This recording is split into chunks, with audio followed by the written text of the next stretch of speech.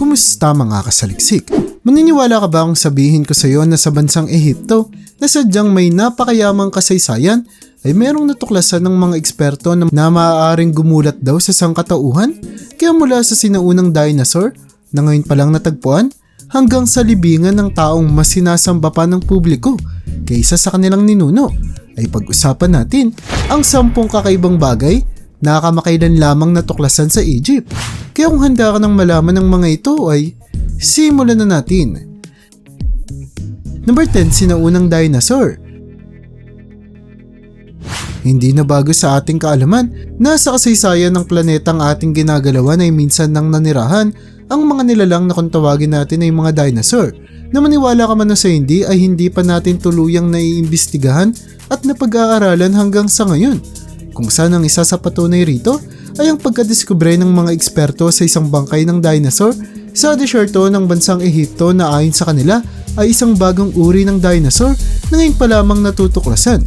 Matapos nilang pag-aralan ng fossil nito ay natuklasan nila na 100 milyong taon nang nakalilipas noong ito ay namatay. Kung saan ayon din sa kanila ay noong nabubuhay parawang nilalang sa ating planeta ay mayroon itong mahabang leeg at katawan na kasing laki ng isang bus na nagpapakita lamang daw kung gaano ito kadambuhala kumpara sa ibang mga nilalang noon. Pinangalanan ng mga eksperto ang dinosaur na ito na Mansourasaurus shahinei na nagsisilbi raw patunay na sadyang marami pa tayong dapat madiskubre at malamang lahi ng dinosaur na naghihintay lamang na atin silang matuklasan. Number 9, Tomb of Hetpet. Kung pamilyar ka na sa kultura ng mga taga-bansang Ehipto ay sigurado akong alam mo na sadyang mataas ang kanilang paniniwala sa kanilang relihiyon na talaga namang nagpapaliwanag kung bakit ang libingan ni Hetpet na isang pari noon ay sadyang gumulat sa mga eksperto ngayon. Taong 2018 natuklasan ang libingan ni Hetpet na sasabing binuo lagpas 4,000 taon nang nakararaan kung saan maliban daw sa mga sinaunang kagamitan at artifacts na natuklasan rito ay pati raw ang mga simbolo na nakaukit sa pader ay sadyang gugulat sa kahit na sino. Sa kadila ng makikita rito ang imahe ni Hetpet noong siya ay nabubuhay pa na kahit pa raw matagal na noong iginuwit ay sadyang malinaw at kitang-kita pa rin sa kasalukuyan na hindi may tatangging sadyang makakatulong raw sa pag-aaral at pag-iimbestiga ng mga eksperto patungkol sa pamumuhay ng mga tao noon at sa kultura ng sinaunang Ehipto. Number 8, tuktok ng piramid.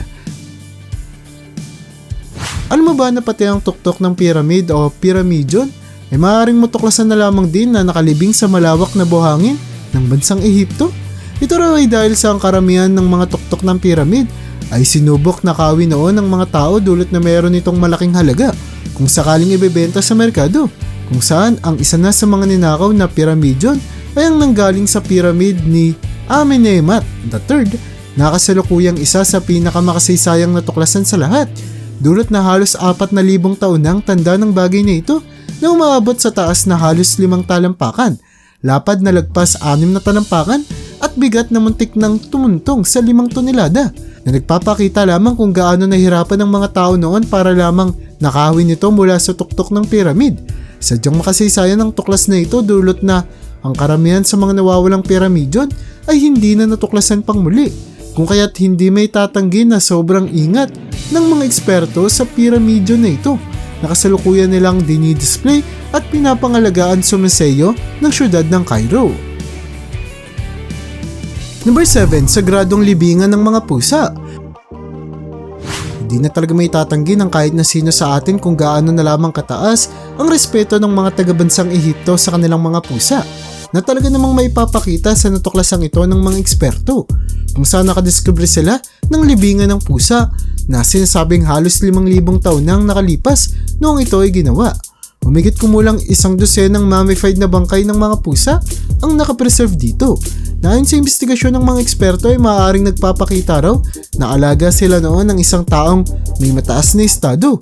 Dulot na kasama ng bangkay ng mga hayop na ito ay natuklasan din sa libingan ng napakaraming mga estatwa at mga artifacts na nagpapakita ng imahe ng pusa na talaga namang nagpapatunay kung gaano na lamang kamahal nang gumawa nito ang kanyang mga alaga. Number 6, higanting ninuno. Sa bansang Ehipto ay merong natuklasan ng mga eksperto na kung lalabas raw sa publiko ay sadyang gugulat sa buong mundo. At ito ay ang kaalaman na posibleng ang ating mga ninunuraw ay may higanting pangangatawan. Dulot na natuklasan nila na nakaguhit sa pader ng mga piramid ang mga imahe ng mga taong may dambuhalang sukat na talaga namang kasing laki na raw ng mga gusali noon. Kasabay ng mga ito ay natuklasan rin ng mga eksperto sa loob ng mga libingan sa piramid ang madambuhalang kabaong na umaabot ang sukat sa 27 talampakan. Kung kaya't marami ngayon ang naniniwala na ang mga tao noon ay mayroong higanting sukat na sa hindi malamang dahilan ay lumiit kung kaya't ganito na lamang ang laki natin sa ngayon. Number 5, makabagong armas. Maniniwala ka bang sabihin ko sa'yo na mayroong natuklasan ng mga ekspertong ebidensya raw sa bansang Ehipto na nagpapatunay raw na totoo ang time travel? Ito ay dahil sa nadiskubre nila ang mga imahe na nakaukit sa pader ng pyramid ay nagpapakita raw ng mga armas at sasakyan na makikita lamang natin sa kasalukuyang panahon, kagaya na lamang ng mga eroplano, submarine at mga baril na sadyang imposibleng malaman ng mga tao noon. Dalawang rason lamang ang maaaring magpaliwanag sa ganitong kaganapan ay ang posibilidad na totoo nga ang time travel at may mga taong bumalik sa ating nakaraan para turuan ng mga tao noon, o kung ang bansang Ehipto ay masyado ng advance kahit pa noon pa man, kung kaya't meron na silang mga armas noon na sa kasalukuyang panahon pa lamang natin nagagawa at naiimbento. Ngunit dahil sadyang mahirap nang imbestigahan pa ang mga bagay na ito, ay kasalukuyang mananatili pa rin itong isang malaking misteryo. Number 4, Black Pyramid of Dahshur. Ang Black Pyramid of Dahshur, ang mas kilala sa tawag na Bent Pyramid, ay ang isa raw sa pinakakakaibang pyramid na makikita mo sa ating planeta. Sa kadahilan ng dulot na isa ito sa pinakaunang pyramid sa buong mundo na itinayo pa noong 4,500 taon nang nakararaan, ay talaga namang hindi pa gaanong bihasa ang mga tao sa pagpapatayo ng mga pyramid na makikita na lamang natin sa itsura nito na kung saan ang kanyang katawan ay tila bumaliko at hindi na naging pantay at diretso, na talaga namang naging dahilan para magkaroon ito ng kanyang kakaiba at unique na itsura. Sa kasamang palad ay dahil sa matagal na noong ipinatayo ang Bent Pyramid ay hindi na matukoy pa ng mga eksperto kung sino ang taong nagpagawa nito at inilibing rito, na hanggang ngayon ay nananatili pa ring misteryo sa isipan ng kahit na sino. Number 3, Tomb of the Silver Pharaoh. Hindi na bago sa ating kaalaman na ang karamihan sa libingan ng mga namuno noon sa bansang Ehipto ay gawa sa ginto na nagpapakita ng kanilang mataas na estado. Pero alam mo ba na merong isang libingan na sadyang mas mataas raw kumpara sa mga ito?